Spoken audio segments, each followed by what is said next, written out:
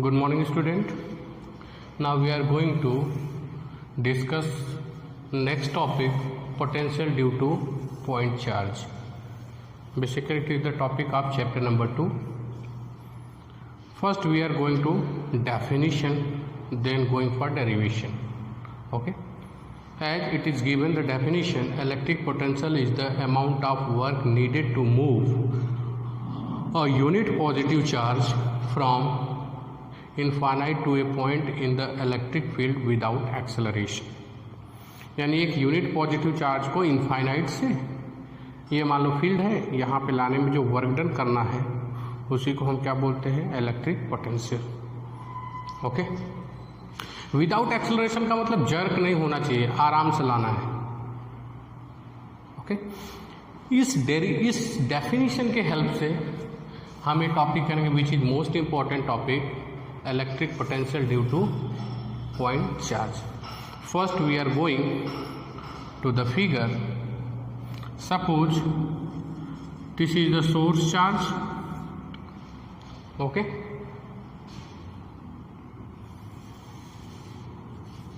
this is source charge, xy plane. Suppose this one is z.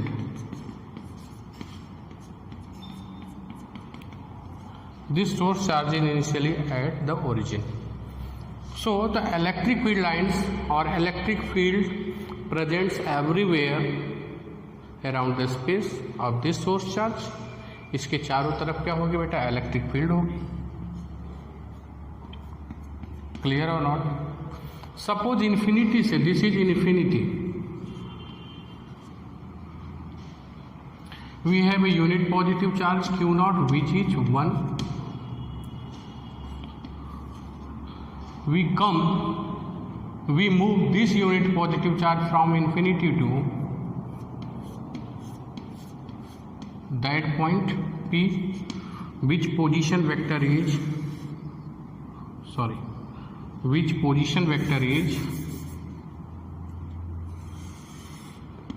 R. Again, once again, suppose a unit positive charge which is situated at infinity. We move this positive charge from infinity to at point P. This point P is r distance from this source charge. That means position vector of this charge, this point P is r from source charge. Is that clear? यानी यहाँ से इसका position vector क्या है, r.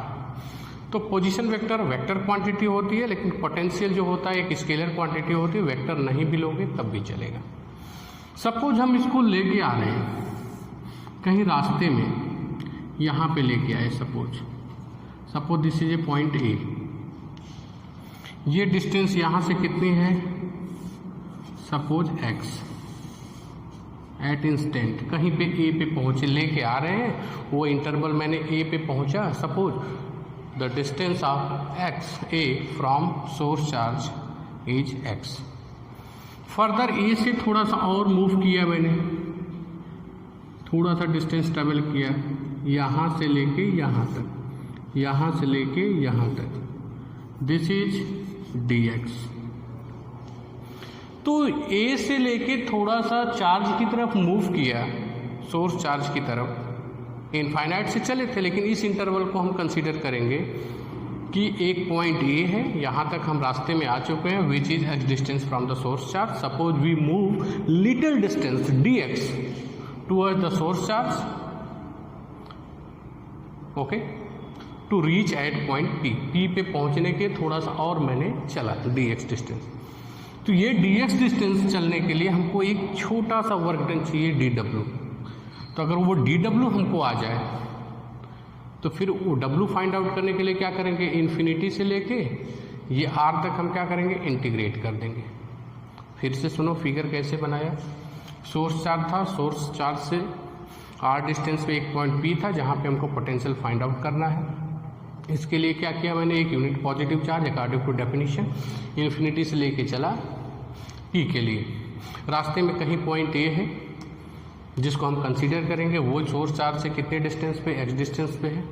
ए से थोड़ा सा distance हम चलेंगे P की तरफ, which is small distance dx. ये डिस्टेंस क्या है dx। To travel this distance dx we have to done work dw। अगर dw हम निकालने में कामयाब हो जाएंगे फिर उसी को हम क्या करेंगे इन्फिनिटी से लेके r तक, क्योंकि p पॉइंट क्या है उसका पोजीशन वेक्टर क्या है r है, और जहाँ से लेके आ रहे हैं अकॉर्डिंग टू डेफिनेशन वो कहाँ पे इन्फिनिटी पे। इन्फिनिटी से लेके r तक क्या करेंगे इंटीग्रेट कर देंगे, हमको क्या होगा इजीली पोटेंशियल फाइंड आउट करेंगे। तो हम लिखने जा रहे हैं ओके लिखोगे आप in the given figure a source charge at origin we want to find out electric potential at point P for which we move a unit positive charge from infinity to that point P. The amount of work is known as electric potential. For this we consider a point A which is between infinity and P. Suppose we move little distance dx towards the P. For this we have to do some work which is dw. By integration of from infinity to point P which is r, we can also find out potential at point P. तो क्या कर सकते हो आप, सबसे पहले क्या लिखेंगे dw equal to F force F dot dx। Okay ये छोटी डिस्टेंस मूव करने में जो काम करना पड़ेगा dw इक्वल टू, चूँकि w इक्वल टू क्या होता है F dot d। Next step हम जानते हैं F equal to F dx हमारा इधर है, हम इधर की तरफ आ रहे हैं बेटा, और इलेक्ट्रोस्टैटिक फोर्स किधर है, क्यों, क्योंकि पॉजिटिव चार्ज पे जो ये फील्ड होगी वो किधर की तरफ लगाएगी, फील्ड की तरफ फोर्स लगाएगी।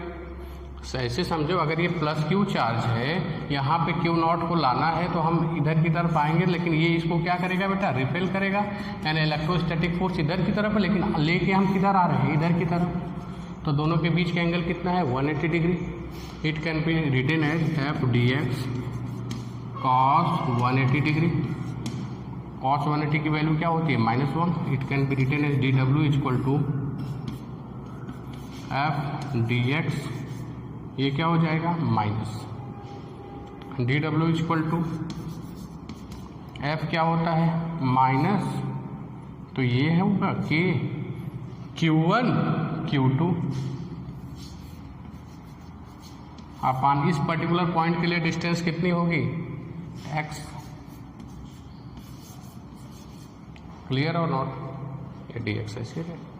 चूंकि Q नॉट क्या unit positive charge, Q not की वैल्यू क्या है 1 है, तो ये क्या हो जाएगा डी डब्ल्यू इक्वल टू ये 1 हो जाएगा माइनस के Q upon x square D x. Is that clear?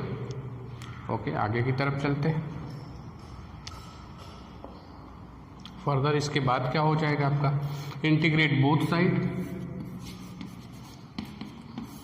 दोनों तरफ इंटीग्रेट करेंगे माइनस के Q upon x square D x.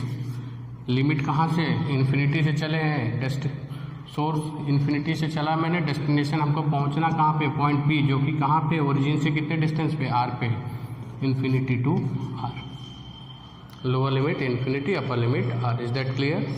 Now ये हो जाएगा डब्ल्यू इक्वल टू माइनस को कॉमन कर लो के क्यू बाहर निकल जाएगा क्योंकि के भी कांस्टेंट है क्यू भी कांस्टेंट है। ये क्या हो जाएगा आपका d x upon x square. Is that clear? Next step, अब डेफिनेशन का कोई मतलब नहीं है, अब देखते हैं।